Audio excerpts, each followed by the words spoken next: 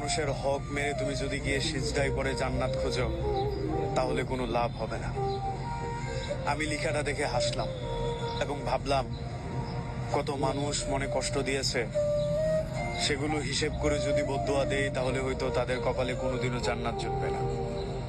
জেনে না জেনে হয়তো আমিও মানুষের মনে কষ্ট দিয়েছি, কিন্তু যারা আমাকে ছেড়ে গিয়েছে কিংবা ঠকিয়ে দিয়েছে, তাদের কাছে শক্ত পুক্ত কোনো প্রমাণ ছিল না, যেই কারণে আমাকে কষ্ট দিতে পারে, আমাকে দুঃখ দিতে পারে, আমাকে কান্না করাতে পারে।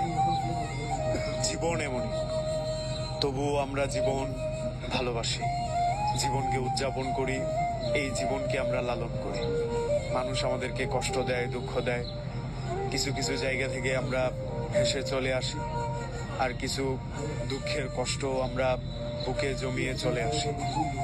এই দুঃখগুলো আমরা পেয়ে থাকি খুব কাছের মানুষ থেকে, খুব নিকটের কারো কাছ থেকে।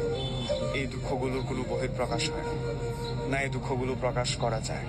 আচ্ছা, যারা কষ্ট দেয়, যারা প্রতিশ্রুতি ভঙ্গ করে, যারা অপমান করে, তারা কি ভালো থাকে খুব, বা তারা একেবারেই নিখুঁত? তাদের জীবনে কোনো দাগ নেই, না কোনো কষ্ট নেই। মানুষ মানুষকে কষ্ট দেয় কি করে, সেটা ভাবলেই আমার অবাক লাগে। মানুষ জানে কষ্ট দিলে আমি ভেঙে যাব, আমি এই কষ্টটা নিতে পারবো না, এই কষ্টের ওজন আমি বহন করতে পারবো না।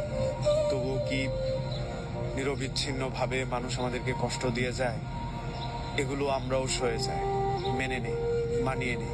বোধহয় এটাই জীবন। আসলেই তো এইভাবেই জীবন কাটাতে হয়।